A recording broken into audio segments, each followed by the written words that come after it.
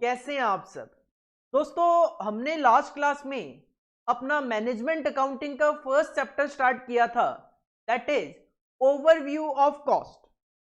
Overview of cost, जिसमें मैंने आपको बताया था कि मैनेजमेंट अकाउंटिंग को समझने के लिए हमें थोड़ा सा कॉस्ट अकाउंटिंग समझना जरूरी होता है, जिसकी वजह से हमारे सिलेबस में फर्स्ट जो चैप्टर रखा गया है वो रखा गया है कॉस्ट अकाउंटिंग से related, that is overview of cost. देखो, ओवरव्यू ऑफ कॉस्ट में हमने लास्ट क्लास में क्या क्या देखा था। हमने देखा कि तीन branches of accounting: financial accounting, cost accounting, management accounting. Cost क्या होता है? Expenses incurred on manufacturing the product, distribution of product और ऑन प्रोवाइडिंग द सर्विसेज। अगर हम उसमें अकाउंटिंग का मीनिंग भी ऐड कर दें, that is recording, classification and summarisation of expenses incurred on manufacturing the product, distribution of product or on providing the services. This system of accounting is known as cost accounting. उसके बाद हमने costing का meaning देखा कि industry जो है उसमें अलग अलग तरीके के प्रोडक्ट बनते हैं, अलग अलग तरीके की सर्विसेज प्रोवाइड की जाती है, तो हर एक केस में सेम तरीके से कॉस्ट कैलकुलेट नहीं हो सकती। तो पर्टिकुलर केस में कॉस्ट किस तरीके से कैलकुलेट होगी, that procedure, that method is known as costing. तो कॉस्ट अकाउंटेंसी क्या है?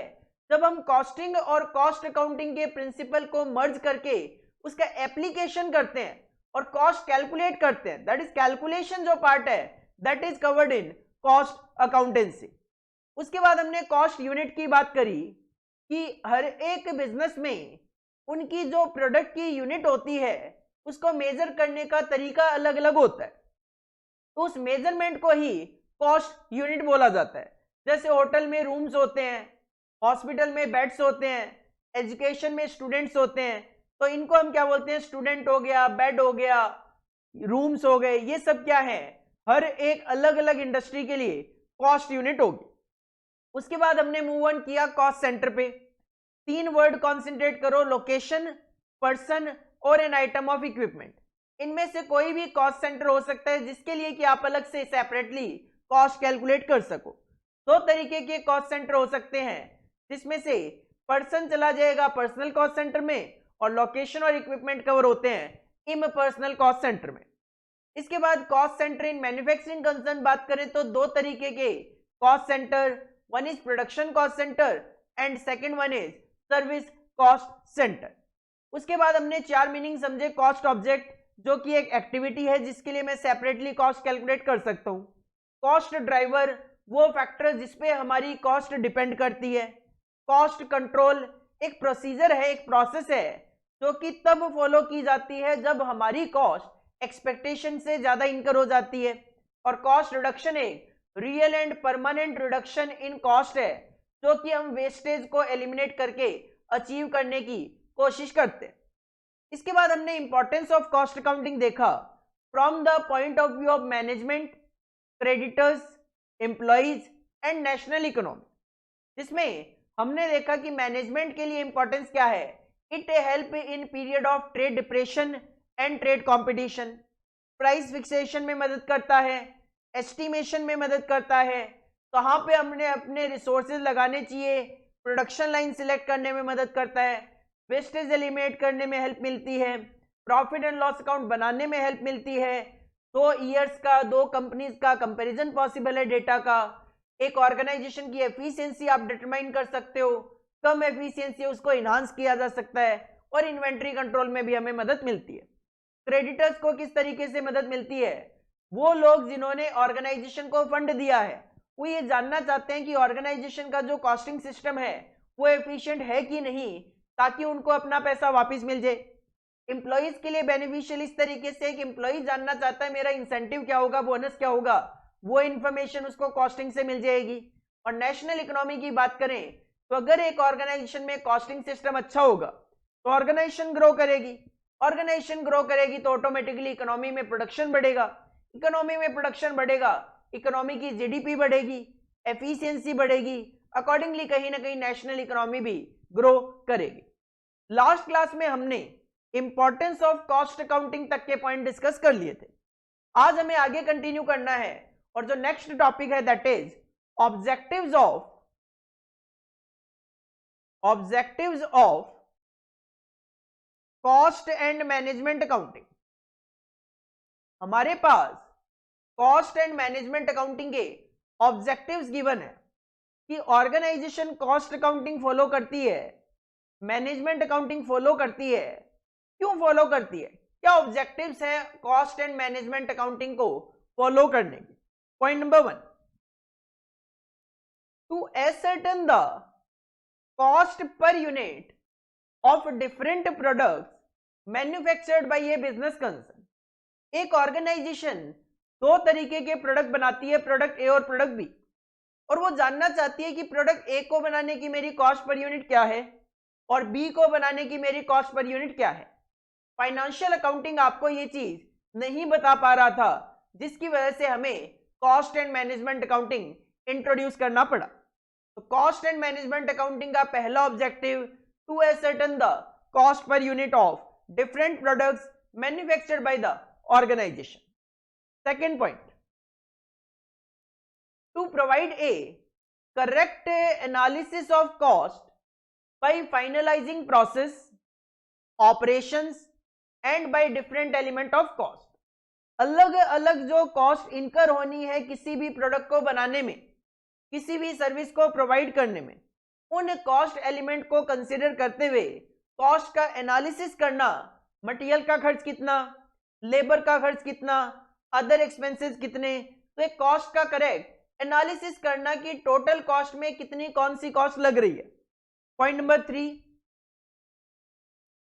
To disclose sources of wastage of material, time और expense or in the use of machinery, equipments, tools, and to prepare such reports as may be necessary to control such wastage. तो cost and management accounting का एक objective ये भी है कि organisation में अगर किसी भी तरीके का कोई वेस्टेज है, चाहे वो मटेरियल का वेस्टेज हो, चाहे वो एम्प्लॉइज के टाइम का वेस्टेज हो, चाहे जो हम खर्च कर रहे हैं और उसका यूज भी नहीं कर रहे वो उस तरीके का एक्सपेंस हो। लाइक मैंने 1000 रुपए का 1000 रुपी का पोस्ट पेड का कनेक्शन ले रखा है 1000 रुपी पर मंथ, अगर मेरे लिए उसका यूज ही नहीं है तो सिंपल सी बात है वो वेस्टेज ऑफ एक्सपेंस है।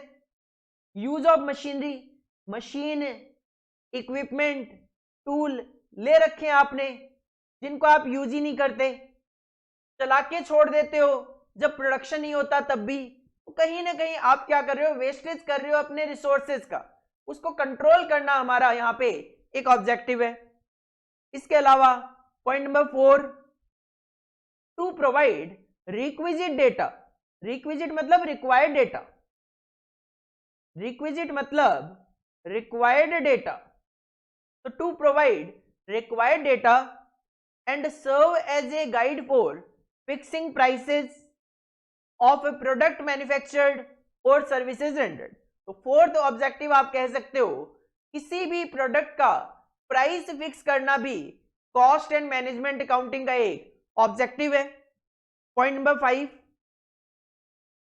To ascertain the profitability of each of the products and advise management as to how these profit can be maximized। Profit determine करना कि हर एक प्रोडक्ट जो मैं मार्केट में सेल कर रहा हूं, हर जो सर्विस मैं प्रोवाइड कर रहा हूं, उससे मुझे क्या प्रॉफिट जनरेट हो रहा है और उस प्रॉफिट को किस तरीके से मैक्सिमम किया जा सकता है।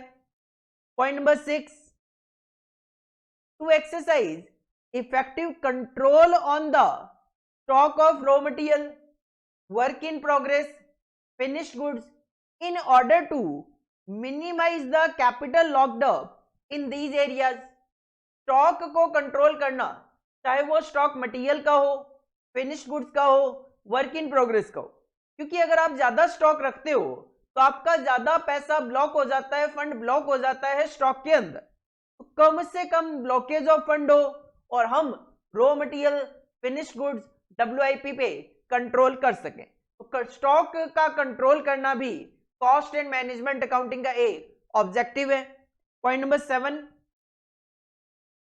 to reveal sources of economy by installing and implementing a system of cost control for material, labor and overhead. Material, labor and overhead, इन तीनों कॉस्ट पे कंट्रोल करने के लिए ऑर्गेनाइजेशन में एक सिस्टम इंस्टॉल करना, इंप्लीमेंट करना, और वो होना चाहिए इकोनॉमिकल भी। तो ऐसे सोर्सेज लेकर आना जिससे कि हम अपनी कॉस्ट को कंट्रोल भी कर सके, मटेरियल, लेबर, ओवरहेड, और वो हमारे लिए इकोनॉमिकल भी हो। तो पहले 7 ऑब्जेक्टिव्स की अगर मैं बात करूं, पहला कॉस्ट कैलकुलेट करना। देखो 3 जो है वो आप कनेक्ट कर लो। पहला कॉस्ट कैलकुलेट करना, कॉस्ट में प्रॉफिट ऐड होता है तो सेलिंग प्राइस बनता है। तो पहला कॉस्ट कैलकुलेट करना, दूसरा प्रॉफिट कैलकुलेट करना और तीसरा सेलिंग प्राइस डिटरमाइन करना। ये 3 हो गए कनेक्टेड। इसके बाद जो कॉस्ट कैलकुलेट कर रहे हो उसका एनालिसिस करना, कॉस्ट जो कैलकुलेट कर रहे हो उसका एनालिसिस करना, उस पे कंट्रोल करना, कॉस्ट पे कंट्रोल करना, वेस्टेज पे कंट्रोल करना और स्टॉक पे कंट्रोल करना। मतलब ये जो 7 पॉइंट है, इसको याद रखने का बड़ा सिंपल सा तरीका ये है। सर कॉस्ट कैलकुलेट करना हमारा तरीका है, कॉस्ट में प्रॉफिट ऐड करते हैं तो प्राइस फिक्स होता है, सेलिंग प्राइस फिक्स होता है। कॉस्ट पे कॉस्ट कैलकुलेट करना, प्रॉफिट कैलकुलेट करना, प्राइस फिक्स करना। देन जो कॉस्ट कैलकुलेट करिए उस पे कंट्रोल करना, उसका एनालिसिस करना, वेस्टेज को कंट्रोल करना और स्टॉक का कंट्रोल करना। तो इस तरीके से आप ये 7 पॉइंट याद रख सकते हो पहले। इसके बाद 8th ऑब्जेक्टिव है to advise the management about future expansion policies and proposed capital project. Advise करना मैनेजमेंट को कि फ्यूचर एक्सपेंशन पॉलिसीज ऑर्गेनाइजेशन की क्या है, कौन कौन से नए प्रोडक्ट हम लॉन्च करने की सोच रहे हैं, एंड प्रपोज्ड कैपिटल प्रोजेक्ट, और कितना उनमें पैसा लगेगा वो भी आप एक एस्टिमेशन कर सकते हो। तो फ्यूचर एक्सपेंशन पॉलिसीज और प्रपोज कैपिटल प्रोजेक्ट एडवाइज करना टू द मैनेजमेंट, ताकि मैनेजमेंट उस पर डिसीजन ले सके आगे। Point number 9, to present and interpret data for management planning, evaluation of performance and control. जो भी आपके पास डेटा है उनको प्रेजेंट करना और इंटरप्रेट करना, ताकि उसके बेसिस पे मैनेजमेंट क्या कर सके, फ्यूचर के लिए प्लानिंग कर सके। जो भी पर्सन या मैनेजर्स काम कर रहे हैं उनकी परफॉर्मेंस को इवेल्युएट किया जा सके, और जब परफॉर्मेंस इवेल्युएट होगी तो उन पे कंट्रोल किया जा सके। तो to present and interpret data for management planning, evaluation of performance and control. Point number 10, to help in the preparation of budgets. Budget बनाने में कॉस्ट एंड मैनेजमेंट अकाउंटिंग हमें हेल्प करता है, and implementation of budgetary control, simple estimation करना।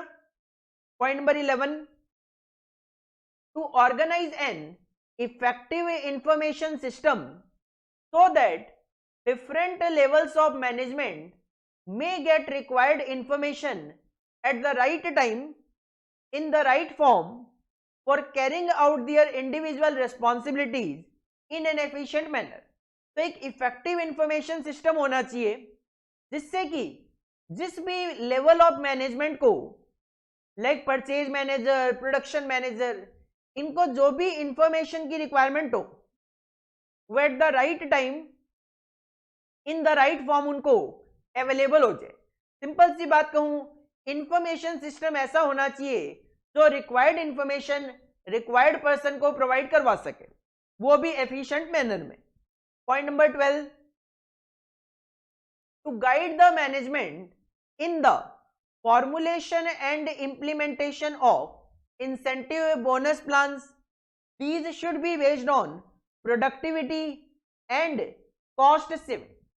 तो cost and management accounting help करता है management की बोनस प्लान्स फॉर्मुलेट करने में और उनको इंप्लीमेंट करने में, और वो भी किस बेसिस पे, प्रोडक्टिविटी बेसिस पे।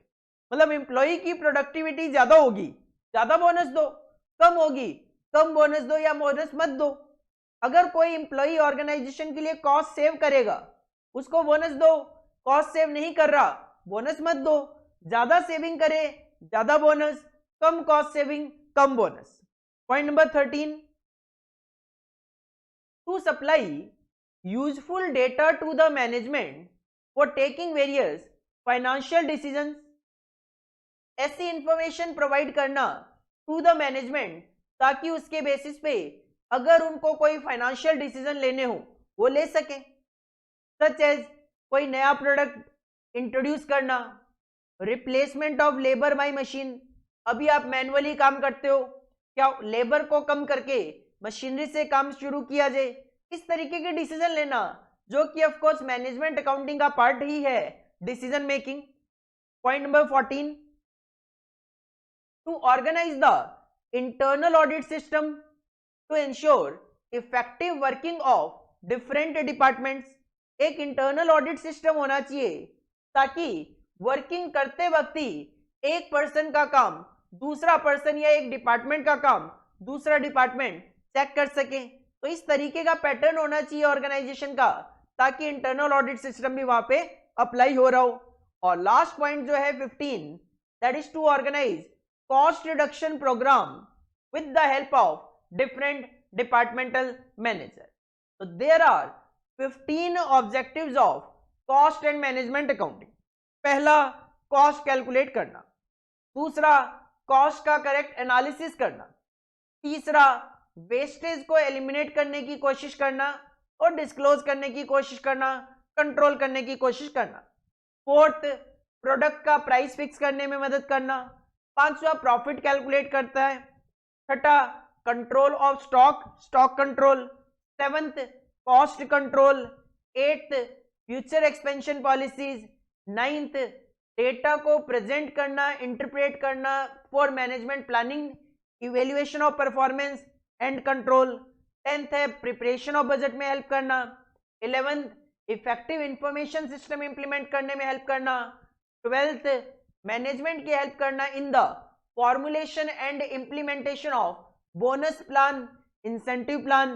13 point, to supply useful data to the management for taking financial decision.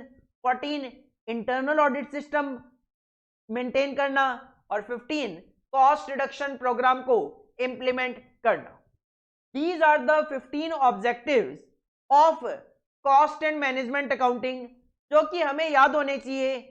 हमारा है एमसीक्यू पेपर, हो सकता है एग्जामिनर कहे इनमें से कौन सा ऑब्जेक्टिव है कॉस्ट एंड मैनेजमेंट अकाउंटिंग का। Point number A, cost calculation. Point number 2, correct analysis of cost. Point number 3, ascertainment of profitability. Point number 4, all of the above. तो हमें पता है ऑल ऑफ द अबव में वहां पे टिक करना है। तो हमें जब तक ये 15 के 15 पॉइंट याद नहीं होंगे तब तक में भी हमें एमसीक्यू का आंसर देने में प्रॉब्लम हो। तो हमें ये 15 objective of cost and management accounting याद कर लेने हैं। 2 बार रीड करोगे इजीली आपके माइंड में रिटेन हो जाएंगे। हेडिंग पुट करो objectives of cost and management accounting, और ये जो 2 स्लाइड्स है आपके पास 15 पॉइंट्स की, ये आपने कॉपी करनी। नो डाउट आपको जो नोट्स मिले हैं उसके अंदर है, अगर आप उसी में टिक मार्क वगैरह करना चाहो कर सकते हो, कोई प्रॉब्लम नहीं है। बट अगर आप इसको लिखोगे एक बार तो कहीं ना कहीं आपको आधे पॉइंट तो वैसे ही याद हो जाने हैं जो कि जनरल नेचर के पॉइंट्स है। तो मैं तो यही सजेस्ट करता हूं, भले ही थ्योरी हम पढ़ रहे हैं बट अगर आप इसको लिखकर याद करोगे, लिखोगे, तो कहीं ना कहीं आपको चीजें ज्यादा याद रहेगी। कॉपी करो।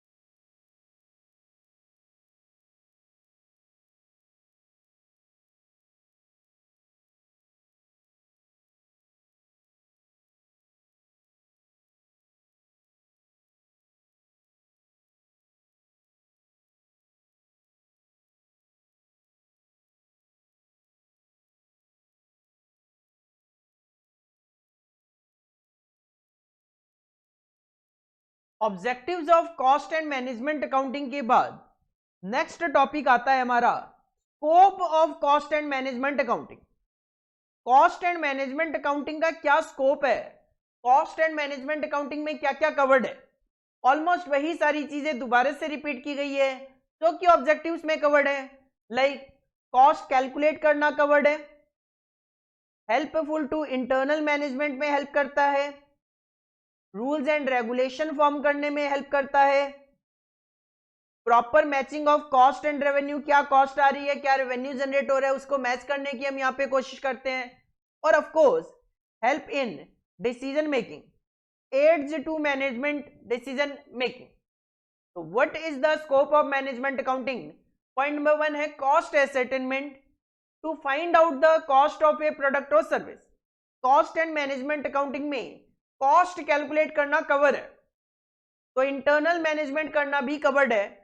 Helpful to internal management of the company, it is used by internal management of the company.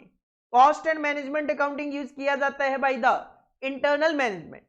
आपने सुना होगा कि इस कंपनी की बैलेंस शीट इस दिन आ गई, बनानी जरूरी है, टैक्स ऑडिट जरूरी है, लेकिन इंटरनल मैनेजमेंट जो है cost and management accounting internal purpose के लिए यूज करती है। कहीं भी ये नहीं लिखा हुआ कि मैनेजमेंट अकाउंटिंग मेंटेन करना आपके लिए जरूरी है, नहीं, मैनेजमेंट अकाउंटिंग इज प्योरली वॉल्यूंटरीली है। हाँ, हालांकि कॉस्ट अकाउंटिंग, कॉस्ट ऑडिट कुछ कंपनीज के लिए, कुछ फर्म्स के लिए मैंडेटरी होता है, but most of the companies इसको वॉल्यूंटरी बेसिस पे मेंटेन करती है। पॉइंट नंबर 3 है formulation of rules and regulation. This makes use of certain rules and regulations while computing the cost of different products in different industry। जब आपको अलग अलग products की कॉस्ट कैलकुलेट करनी हो तो उसके लिए आप रूल्स एंड रेगुलेशन यूज करते हो कॉस्ट एंड मैनेजमेंट अकाउंटिंग के, जिसकी अगर मैं बात करूं तो कॉस्ट अकाउंटिंग स्टैंडर्ड्स इश्यू किए हुए हैं by the ICMAI institute of cost and management accountant of India ने कॉस्ट अकाउंटिंग स्टैंडर्ड इश्यू किए हुए हैं। तो हमें अगर अपने प्रोडक्ट की कॉस्ट कैलकुलेट करनी है और उसके लिए कोई स्पेसिफिक कॉस्ट अकाउंटिंग स्टैंडर्ड है तो हमें कॉस्ट अकाउंटिंग स्टैंडर्ड्स के रूल्स रेगुलेशंस फॉलो करने हैं। Point number 4 proper matching of cost and revenue. In cost accounting the manager prepares monthly या फिर क्वार्टरली, क्योंकि कॉस्ट अकाउंटिंग मेंटेन करना, मंथली मेंटेन करना है, क्वार्टरली मेंटेन करना है, ऐसा कोई हार्ड एंड फास्ट रूल नहीं है। तो in cost accounting the manager prepares monthly और quarterly statements which reflect the cost and income data identified with the sale of that period। तो मैनेजर्स क्या करते हैं, एक पर्टिकुलर पीरियड पिक कर लेते हैं, से एग्जांपल एक मंथ, कि जनवरी मंथ में इतनी तो इनकम आई है, मतलब सेल, और इतनी कॉस्ट लगी है, तो अकॉर्डिंगली वहां पे प्रॉफिट एनालाइज किया जा सकता है। और पांचवा point of course cost and management accounting help करता है of the top management in making decisions. What is the scope of cost and management accounting? 5 point आपको याद रखने हैं। पहला कॉस्ट एसेटमेंट, दूसरा helpful to internal management of the company, third formation of rules and regulation, fourth point proper matching of cost and revenue, and fifth is aids to management decision making. Heading put करो scope of cost and management accounting, और ये slide आपने copy करनी है।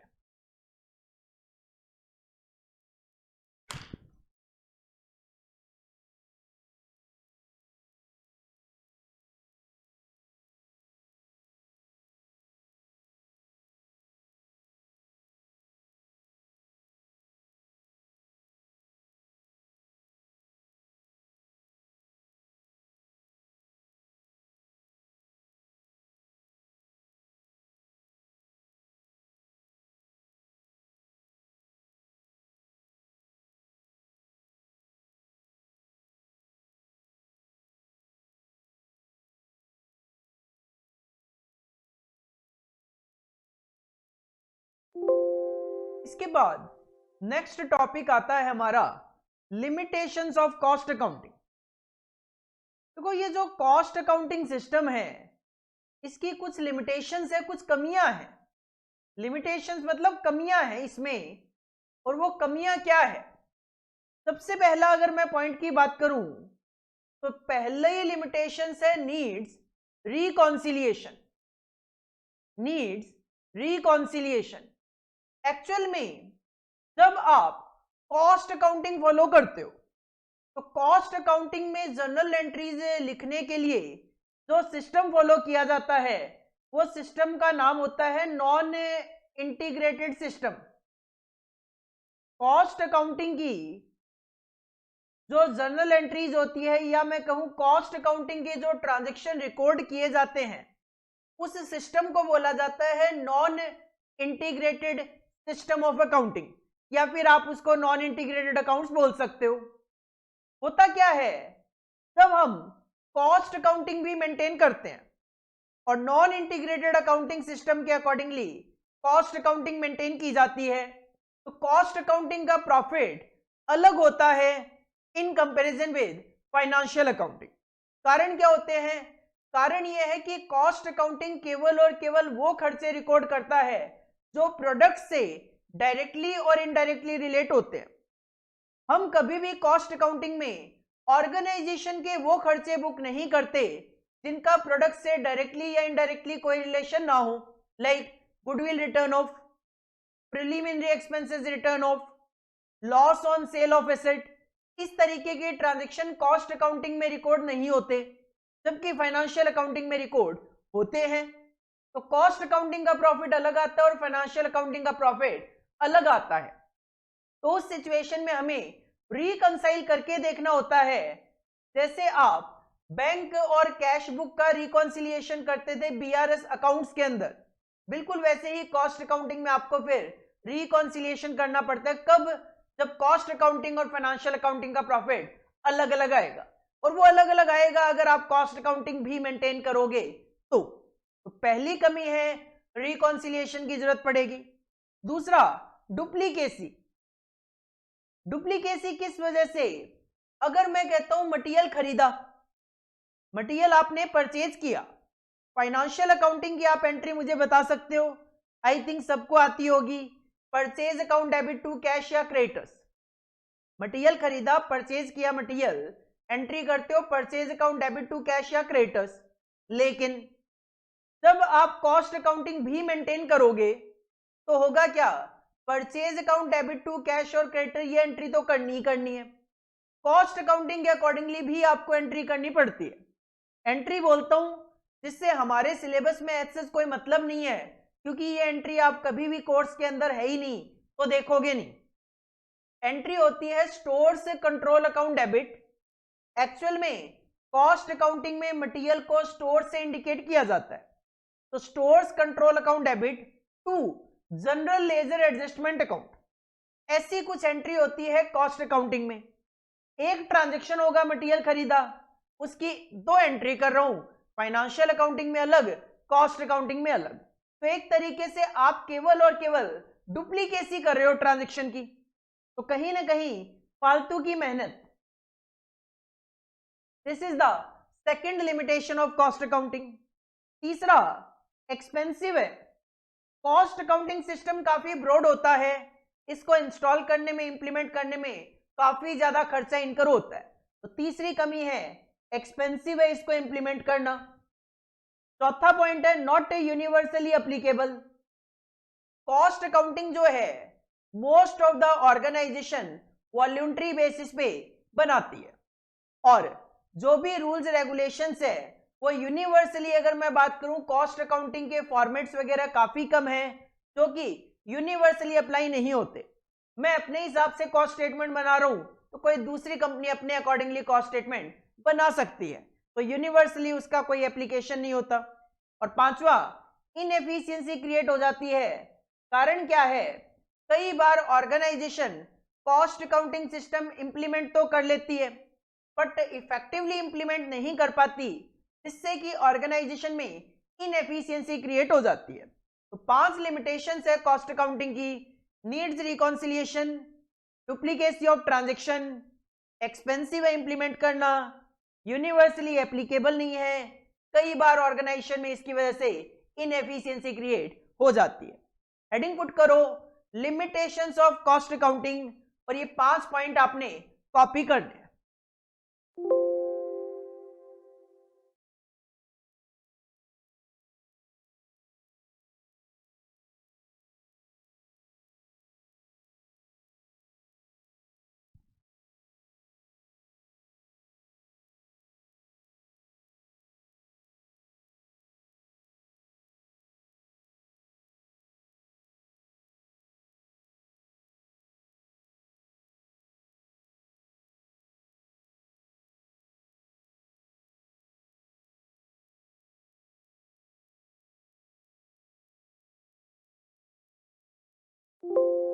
इसके बाद next topic आता है हमारा essential factors for installing cost accounting system.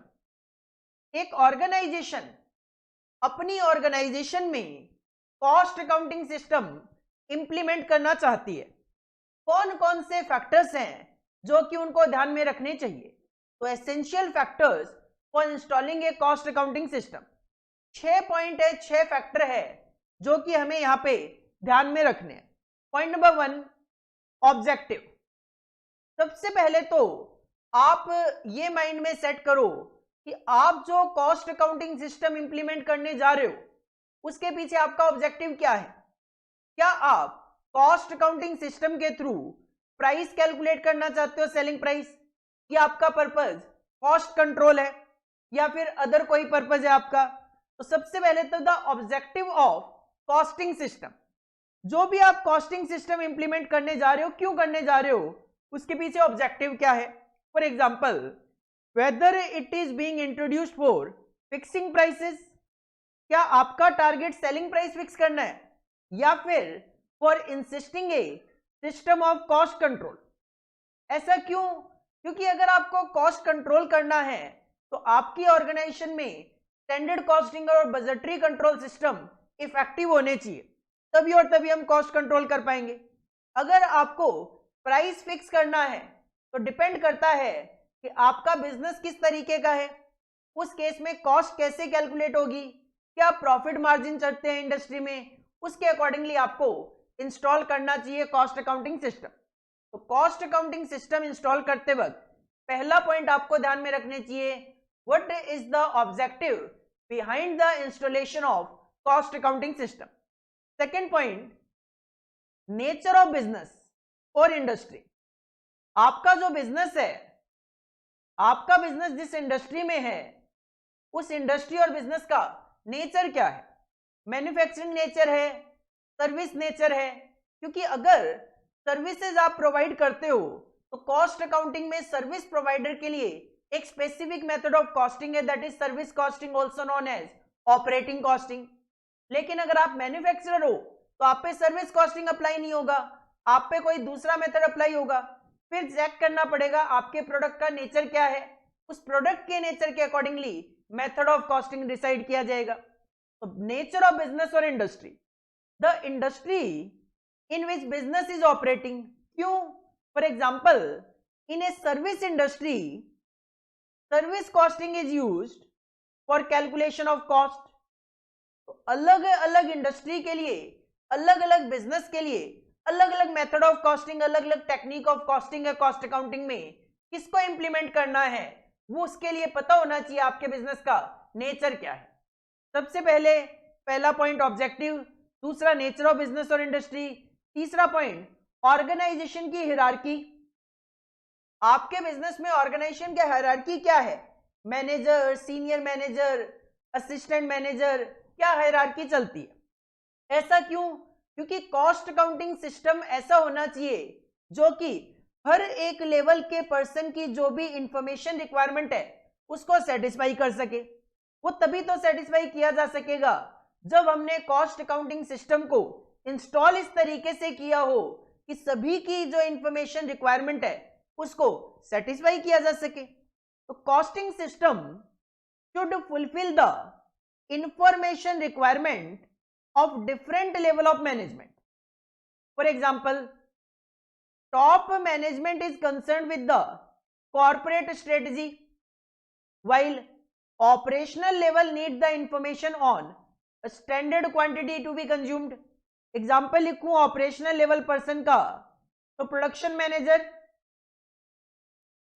Manager ये जानना चाहता है कि उसको जो यूनिट बनानी है, प्रोडक्ट बनाना है, एक यूनिट को बनाने के लिए उसमें कितनी standard quantity of material use होनी चाहिए, उसकी जो परफॉर्मेंस मेजर की जाएगी किस स्टैंडर्ड के साथ उसकी परफॉर्मेंस मेजर की जाएगी।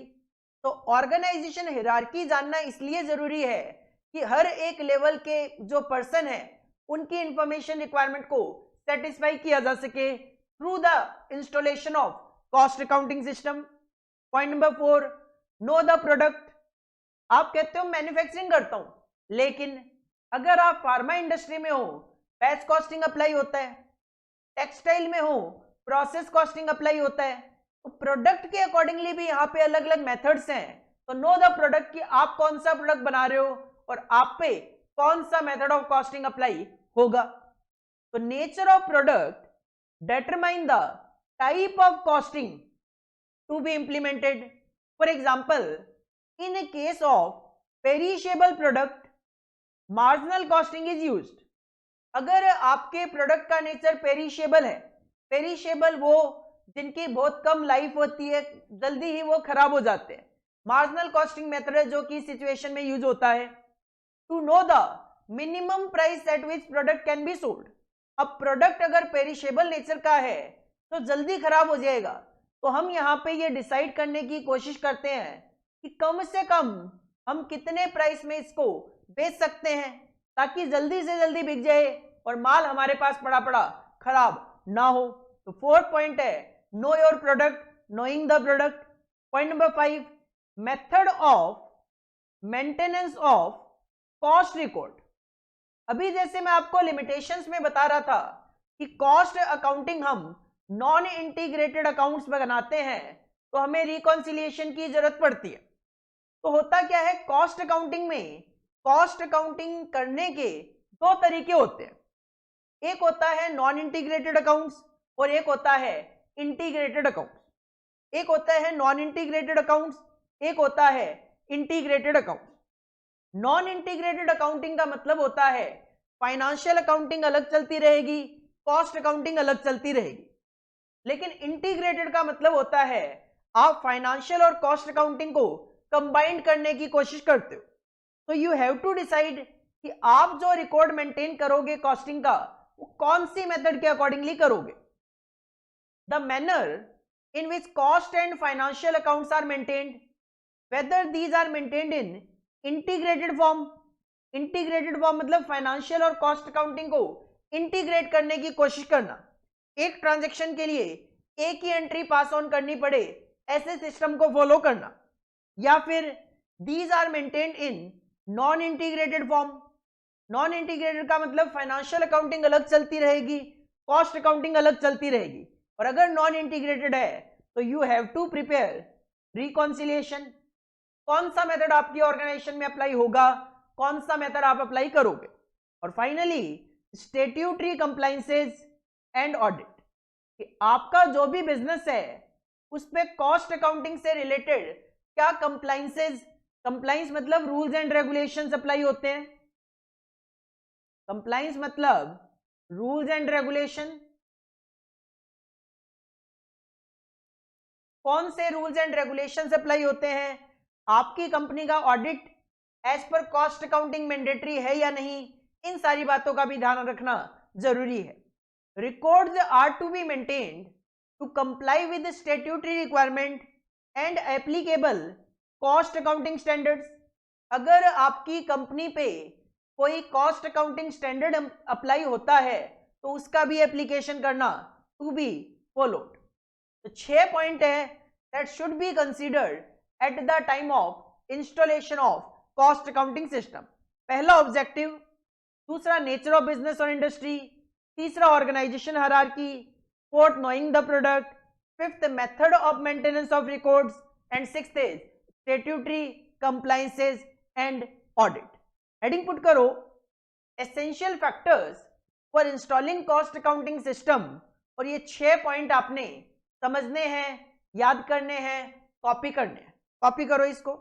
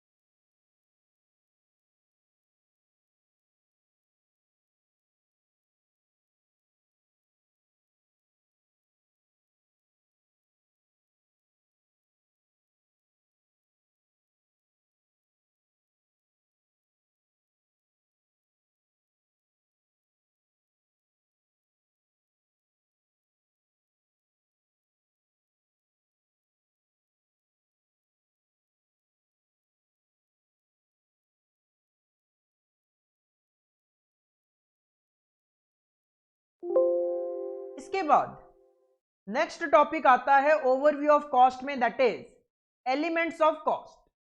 देखो मैंने पहले भी आपको बताया था कि किसी भी प्रोडक्ट को बनाने के लिए 3 तरीके के खर्चे जरूरी हैं। एक मटेरियल का खर्चा लगता है, एक लेबर का खर्चा लगता है, और मटेरियल लेबर के अलावा जो भी खर्चे होते हैं दीज आर अदर एक्सपेंसेस।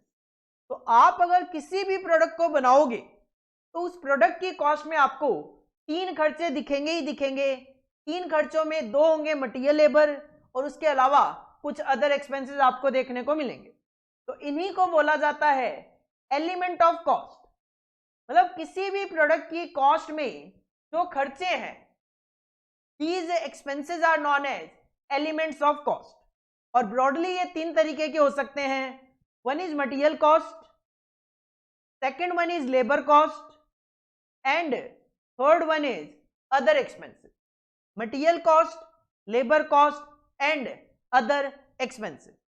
देखो मटेरियल, लेबर और अदर एक्सपेंसेस वर्डिंग जो है, ऑफ कोर्स देखो आप हो प्रोफेशनल लेवल पे तो आपके लिए ऑफ कोर्स ये कोई नई वर्डिंग तो नहीं है। अगर आपको ये पेन बनाना है प्लास्टिक लगेगा ही लगेगा। अगर आपको ये पेन बनाना है वर्कर का एफर्ट लगेगा ही लगेगा।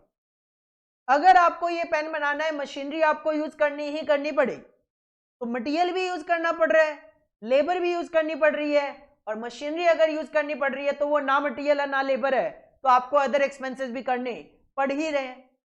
तो कहीं ना कहीं मटेरियल कॉस्ट क्या होती है?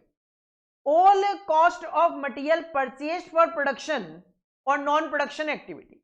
मटेरियल कॉस्ट के अंदर सारी की सारी मटेरियल की कॉस्ट कवर्ड है, चाहे वो मटेरियल प्रोडक्शन के लिए यूज हो या फिर नॉन प्रोडक्शन के लिए यूज हो।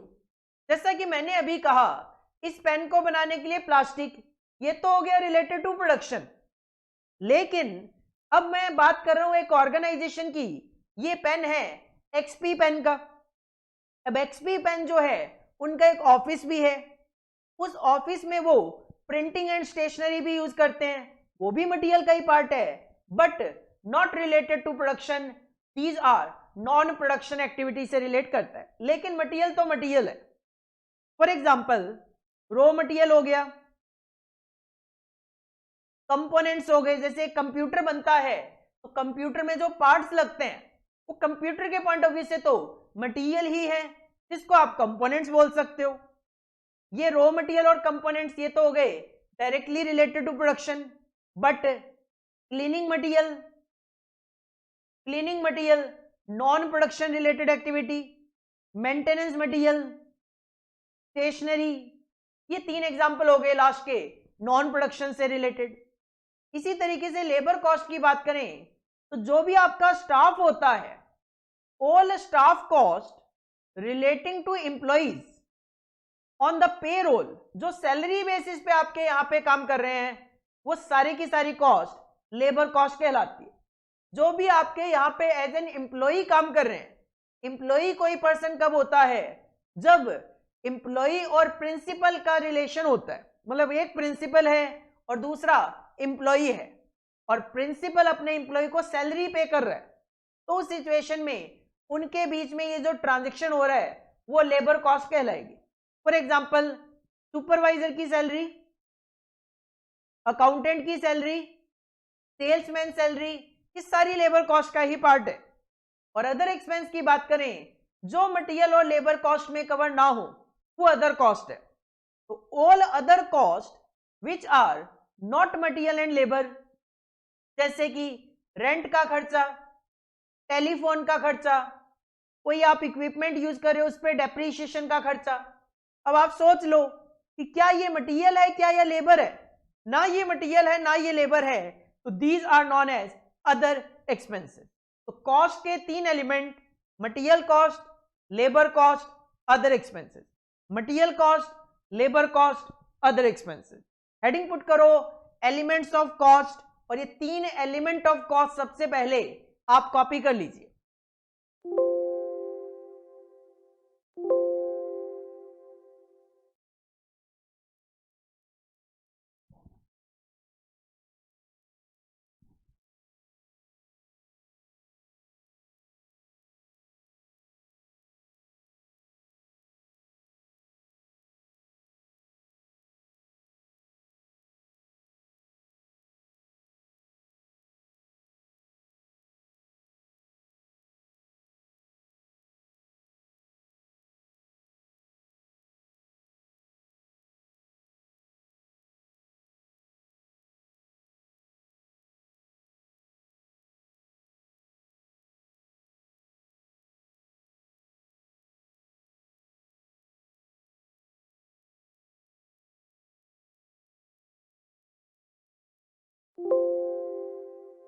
एलिमेंट ऑफ कॉस्ट हमें पता चल गए, मटेरियल, लेबर और अदर एक्सपेंसेस। इसके बाद जो कॉस्ट होती है, जो एक्सपेंसेस होते हैं, उनको on the basis of nature 2 part में एनालाइज किया जा सकता है। One is direct cost and one is indirect cost. कोई भी ऐसी कॉस्ट जो डायरेक्टली रिलेटेड टू प्रोडक्शन है, that is known as direct cost, और जो डायरेक्टली रिलेट नहीं करती किसी प्रोडक्ट के साथ, that is known as indirect cost. तो डायरेक्ट कॉस्ट की डेफिनेशन क्या कही जाती है? Direct cost are cost which can be directly identified with a specific cost unit or cost center. cost center कोई भी लोकेशन, पर्सन या इक्विपमेंट हो सकता है, और कॉस्ट यूनिट डिपेंड करता है आपके बिजनेस का नेचर क्या है। होटल में कॉस्ट यूनिट रूम है, हॉस्पिटल में बेड्स हो सकते हैं, हमारे लिए स्टूडेंट हो सकते हैं। तो अगर मैं कहूं, अगर कोई खर्चा मैं डायरेक्टली किसी स्टूडेंट से, अपनी ही मैं बात करूं, अगर कोई एक्सपेंस मैं डायरेक्टली किसी स्टूडेंट से आइडेंटिफाई कर सकूं, तो that expense is known as direct cost. जैसे कि आप जब हमारी वीडियो क्लासेस परचेज करते हैं तो हम आपको बुक्स भी प्रोवाइड करते हैं। मान लो एक स्टूडेंट ए ने हमसे वीडियो क्लास परचेज की मैनेजमेंट अकाउंटिंग की, अब हम उनको बुक्स भी प्रोवाइड करवाते हैं। अब उसके लिए बुक्स का से एग्जांपल हमारा जो एक्सपेंस है वो है 400 रुपए का। तो अगर आप उससे पूछोगे कि सर मिस्टर ए को, जो कि आपका स्टूडेंट था, उसको आपने कितने रुपए का मटेरियल प्रोवाइड कराया या कितने रुपए की डायरेक्ट कॉस्ट आई, 400 रुपए में बता सकता हूं, क्योंकि मुझे पता है कि मैंने 400 रुपए की बुक्स उनको प्रोवाइड करवाई है। लेकिन मैं यहाँ पे ये वीडियो बना रहा हूँ स्टूडियो में, अब यहाँ पे लाइटिंग भी यूज हो रही है, मैं लैपटॉप भी यूज कर रहा हूँ, टैबलेट भी यूज कर रहा हूँ, डिजिटल पेन भी यूज कर रहा हूँ, वेबकैम भी यूज कर रहा हूँ, माइक्रोफोन यूज कर रहा हूं, कैलकुलेटर यूज कर रहा हूं, काफी सारी इक्विपमेंट्स टूल्स मैं यूज कर रहा हूं। अब मुझसे कोई पूछे कि सर मिस्टर ए के लिए लैपटॉप का क्या खर्चा आया, डेप्रीशिएशन और लैपटॉप कितना आया, मैं नहीं बता सकता। तो इसका मतलब डेप्रीशिएशन का जो खर्चा है वो इनडायरेक्ट है। कहीं ना कहीं अगर आप कोई भी खर्चा किसी भी कॉस्ट यूनिट से डायरेक्टली आइडेंटिफाई कर सकते हो तो वो डायरेक्ट कॉस्ट है, अदरवाइज वो इनडायरेक्ट कॉस्ट है। There are 3 types of direct cost. अभी अभी हमने कहा एलिमेंट ऑफ कॉस्ट तो 3 हो सकते हैं, मटेरियल, लेबर, अदर एक्सपेंसेस। तो डायरेक्ट कॉस्ट भी 3 तरीके की हो सकती है। It may be direct material, it may be direct labour और it may be direct other expense. तो जो 3 एलिमेंट ऑफ कॉस्ट थे वो डायरेक्ट हो सकते हैं, direct material, direct labour, direct other expense. For example direct material का example है शर्ट के अंदर जो क्लॉथ होता है वो डायरेक्ट मटेरियल होता है। डायरेक्ट लेबर की बात करें तो wages of worker stitching the cloth, cloth से जिस टेलर ने शर्ट बनाया उस टेलर की जो वेजेस है वो डायरेक्ट वेजेस है। प्लास्टर इन ए बिल्डिंग कंपनी, एक बिल्डिंग कंपनी में प्लास्टर जो करता है दीवारों पे उसकी जो वेजेस है वो डायरेक्ट वेजेस है।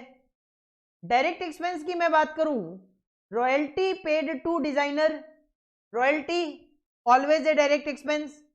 Higher charges of specific tools, अगर आपको किसी प्रोडक्ट को बनाने के लिए, किसी को कोई स्पेसिफिक सर्विस देने के लिए किसी स्पेसिफिक टूल का यूज करना पड़ रहा है और वो आपने किराए पे लिया तो उस टूल का जो किराया है that will also be direct expense. तो मटेरियल भी डायरेक्ट हो सकता है, डायरेक्ट लेबर भी हो सकती है और डायरेक्ट अदर एक्सपेंस भी हो सकते हैं। और अगर कोई एक्सपेंस आप डायरेक्टली रिलेट नहीं कर पाते, आइडेंटिफाई नहीं कर पाते किसी कॉस्ट यूनिट या डिपार्टमेंट से, तो that expense is known as indirect cost. What is indirect cost? Indirect cost are cost which cannot be directly identified with a specific cost unit और कॉस्ट सेंटर। मैंने example आपको पहले ही दे दिया कि mister A को जो वीडियो क्लास सेल की थी उसके लिए डेप्रीशिएशन ऑन लैपटॉप कितना है बताना मुश्किल है मेरे लिए, मैं नहीं बता सकता। Again there are 3 types of indirect cost हो सकती है। अगर मटेरियल डायरेक्ट नेचर का हो सकता है तो मटेरियल इनडायरेक्ट नेचर का भी हो सकता है। क्लीनिंग मटेरियल, अगर लेबर डायरेक्ट नेचर की हो सकती है तो इनडायरेक्ट नेचर की भी हो सकती है। अकाउंटेंट, अगर अदर एक्सपेंसेस डायरेक्ट नेचर के हो सकते हैं तो अदर एक्सपेंसेस इनडायरेक्ट नेचर के भी हो सकते हैं। तीनों पे एग्जांपल गिवन है। इनडायरेक्ट मटेरियल की मैं बात करूं, cleaning materials for cleaning the machinery, मैं लैपटॉप साफ करने के लिए, लैपटॉप को क्लीन करने के लिए जो क्लीनिंग मटेरियल यूज करता हूं इनडायरेक्ट एक्सपेंस है। इनडायरेक्ट लेबर, सुपरवाइजर की सैलरी, स्टोर असिस्टेंट की salary in A factory store room, मेरा जो मार्केटिंग का पर्सन है उसकी जो सैलरी है दैट इज इनडायरेक्ट वेजेस। और इनडायरेक्ट एक्सपेंस की बात करें, रेंट ऑफ द फैक्ट्री, मेरा ये जो बिल्डिंग है खुद की है तो इस पे जो डेप्रीशिएशन लग रहा है that is the indirect expense. Laptop का जो डेप्रीशिएशन है इनडायरेक्ट अदर एक्सपेंस है। तो on the basis of nature cost 2 तरीके की हो सकती है, direct cost, indirect cost.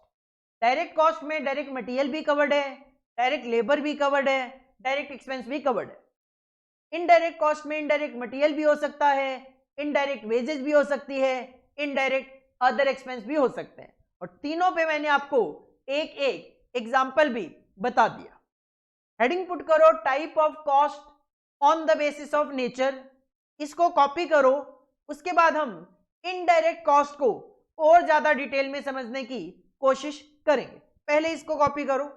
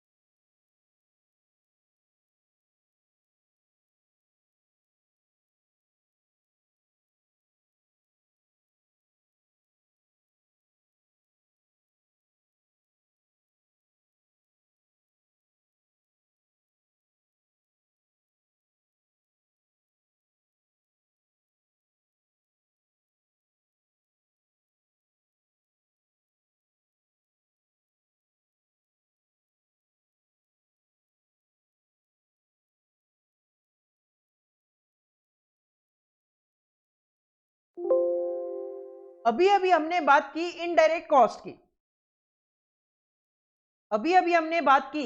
Indirect cost की। ये जो इनडायरेक्ट कॉस्ट होती है, इनडायरेक्ट एक्सपेंस जो होते हैं, इनका एक दूसरा नाम भी होता है, that is also known as overheads. आप इनडायरेक्ट एक्सपेंसेस बोल दो, आप ओवरहेड बोल दो, एक ही बात है। और ये जो इनडायरेक्ट नेचर के खर्चे होते हैं, अगर ये इनडायरेक्ट नेचर के खर्चे फैक्ट्री में हो तो इनको नाम दिया जाता है फैक्ट्री ओवरहेड। अगर ये ओवरहेड के खर्चे, इनडायरेक्ट नेचर के खर्चे ऑफिस में होते हैं तो उसको बोला जाता है एडमिनिस्ट्रेशन ओवरहेड, क्योंकि ऑफिस में जो काम होता है that is in the nature of administration. अगर माल को बेचने के लिए इनडायरेक्ट नेचर का खर्चा आप कर रहे हो तो that is known as selling overheads. और अगर जो माल बिक गया उसको कस्टमर तक पहुंचाने के लिए, डिस्ट्रीब्यूट करने के लिए उस पर खर्चा कर रहे हो इनडायरेक्ट नेचर का, तो that is known as distribution overhead. तो indirect expenses is also known as overhead. और ओवरहेड चार तरीके के हो सकते हैं, factory overhead, administration overhead, selling overhead और डिस्ट्रीब्यूशन ओवरहेड। ये जो फैक्ट्री ओवरहेड है इसको कॉस्ट अकाउंटिंग में कई अलग अलग नामों से इंडिकेट किया जाता है। तो factory overheads is also known as, factory overheads is also known as, इसको वर्क्स ओवरहेड भी बोल देते हैं, इसको मैन्युफैक्चरिंग ओवरहेड भी बोल दिया जाता है और इसको प्रोडक्शन ओवरहेड भी बोल दिया जाता है। ये चारों नाम एक ही इनडायरेक्ट एक्सपेंस के हैं, एक ही ओवरहेड नेचर के हैं। Factory overhead, works overhead, manufacturing overhead, production overhead, एक सिंगल टाइप ऑफ ओवरहेड है। इसी तरीके से ये जो एडमिन ओवरहेड है, administration overhead is also known as, administration overhead को कई बार ऑफिस ओवरहेड तो बोला ही जाता है, इसके अलावा कई बार इसको जनरल ओवरहेड भी बोल दिया जाता है। तो administration overhead is also known as office overhead और जनरल ओवरहेड। एक्चुअल में कहानी क्या है वो समझो। कहानी ये है कि हमने अभी अभी कहा कि एलिमेंट ऑफ कॉस्ट होते हैं तीन, एलिमेंट ऑफ कॉस्ट होते हैं तीन। एक होता है मटेरियल कॉस्ट, एक होता है लेबर कॉस्ट और एक होता है other expense. On the basis of nature cost दो तरीके की हो सकती है, डायरेक्ट और इनडायरेक्ट। तो ये मटेरियल की कॉस्ट डायरेक्ट नेचर की भी हो सकती है तो इनडायरेक्ट नेचर की भी हो सकती है। ये लेबर की कॉस्ट डायरेक्ट नेचर की भी हो सकती है, इनडायरेक्ट नेचर की भी हो सकती है। और ये अदर एक्सपेंसेस की कॉस्ट डायरेक्ट नेचर की भी हो सकती है और इनडायरेक्ट नेचर की भी हो सकती है। इन कॉस्ट अकाउंटिंग जब आप डायरेक्ट जितनी भी कॉस्ट होती है किसी भी प्रोडक्ट के लिए उनको ऐड कर लेते हो, जितनी भी डायरेक्ट कॉस्ट होती है उनको आप अगर ऐड कर लेते हो तो उसको बोला जाता है प्राइम कॉस्ट, उसको बोला जाता है प्राइम कॉस्ट। जितनी भी किसी भी प्रोडक्ट से रिलेटेड डायरेक्ट कॉस्ट होती है, जब आप उन डायरेक्ट कॉस्ट का एडिशन कर लोगे that is known as prime cost. और इसी तरीके से जितनी भी इनडायरेक्ट नेचर की कॉस्ट होती है किसी प्रोडक्ट से रिलेटेड, उस इनडायरेक्ट कॉस्ट को जब हम ऐड कर लेते हैं तो that is known as overheads. और ओवरहेड की कॉस्ट चार तरीके की हो सकती है। It may be related to factory, factory overhead, it may be related to office, administration overhead, it may be related to sales, selling overhead, और it may be related to distribution of product, distribution overhead. तो ये slide है जो कि काफी important आपके लिए, जिसमें आप माइंड में सेट कर सकते हो। तो तीन एलिमेंट होते हैं कॉस्ट के, मटेरियल, लेबर, अदर एक्सपेंसेस। तीनों ही डायरेक्ट नेचर भी हो सकते हैं, इनडायरेक्ट नेचर भी हो सकते हैं।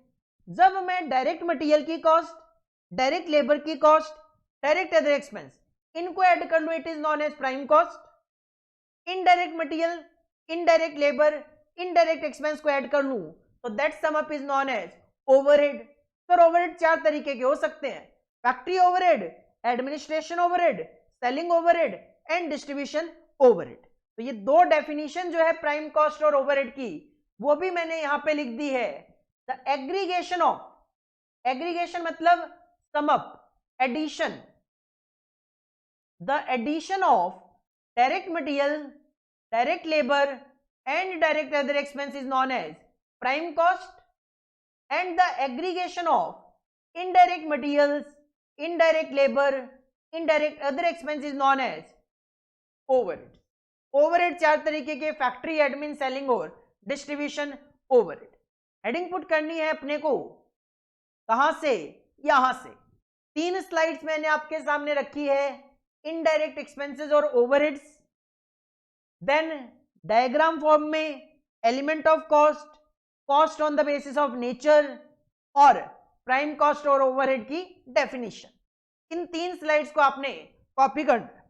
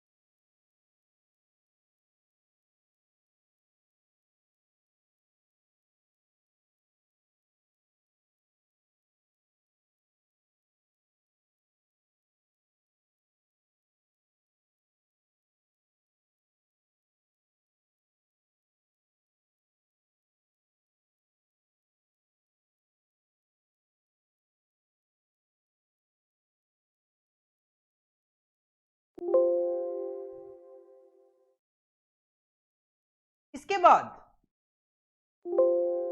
बाद हमें एक एक करके एलिमेंट डिस्कस करने हैं। Material cost, labour cost, overheads, इनको एक एक करके हमें डिस्कस करना है, लेकिन वो हम आगे की क्लासेस में कंटिन्यू करेंगे। तो आज की क्लास हम यहीं पे फिनिश करेंगे। आज की क्लास में हमने क्या देखा? सबसे पहले हमने objective of cost and management accounting discuss किया। पहला objective ascertainment of cost per unit, second correct analysis of cost, third sources of wastage पता करना, fourth price fix करना, fifth profit calculate करना, sixth stock का कंट्रोल मेंटेन करना, seventh cost पे control maintain करना, एट्थ फ्यूचर एक्सपेंशन पॉलिसीज बनाना, ninth data इस तरीके से प्रेजेंट करना और इंटरप्रेट करना ताकि मैनेजमेंट परफॉर्मेंस प्लानिंग वगैरह कर सके। पॉइंट नंबर 10 बजट प्रिपरेशन में हमें हेल्प मिलती है। Point number 11 effective information system बनाने में हेल्प मिलती है। Point number 12 formulation and implementation of incentive bonus में हेल्प मिलती है। Point number 13 supply useful data to the management for financial decision. Point number 14 internal audit system better बनता है। और 15 कॉस्ट रिडक्शन प्रोग्राम इसके बेसिस पे इंप्लीमेंट किए जा सकते हैं। उसके बाद हमने सेकंड टॉपिक देखा, scope of cost and management accounting. 5 point थे।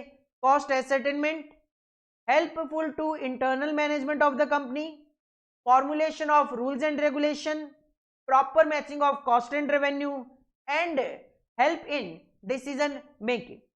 देन थर्ड टॉपिक हमने डिस्कस किया लिमिटेशन ऑफ कॉस्ट अकाउंटिंग में पहला पॉइंट था नीड रिकॉन्सिलिएशन, दूसरा डुप्लीकेसी, थर्ड एक्सपेंसिव, चौथा यूनिवर्सली एप्लीकेबल नहीं है और पांचवा इनएफिशिएंसी।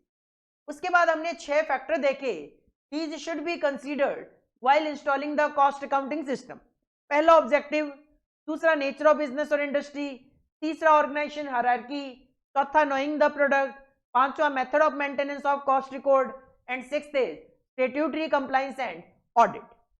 उसके बाद हमने मूव ऑन किया एलिमेंट ऑफ कॉस्ट 3 होते हैं, material, labour, other expenses. On the basis of nature cost को 2 पार्ट में एनालाइज किया जा सकता है, डायरेक्ट और indirect. Overhead that is indirect expense को ओवरहेड भी बोला जाता है और ओवरहेड 4 तरीके के हो सकते हैं, फैक्ट्री, एडमिन, सेलिंग, डिस्ट्रीब्यूशन। एक डायग्राम के थ्रू भी हमने इसको समझा कि एलिमेंट होते हैं 3, material, labour, overhead. Material, labour, other expense तीनों ही डायरेक्ट और इनडायरेक्ट नेचर के हो सकते हैं। अगर हम direct material, direct labour, direct other expense को ऐड कर दें तो प्राइम कॉस्ट, और indirect material, indirect labour, indirect other expense को ऐड कर दें तो that is known as overhead. That is all about for today class. इतना आप रिवाइज करके आओ। नेक्स्ट क्लास में हमने आज जो डिस्कशन किया है उसको डिटेल में डिस्कस करेंगे। जो एलिमेंट ऑफ कॉस्ट है, मटेरियल, लेबर, ओवरहेड, उनको हम आगे अब डिटेल में डिस्कस करेंगे।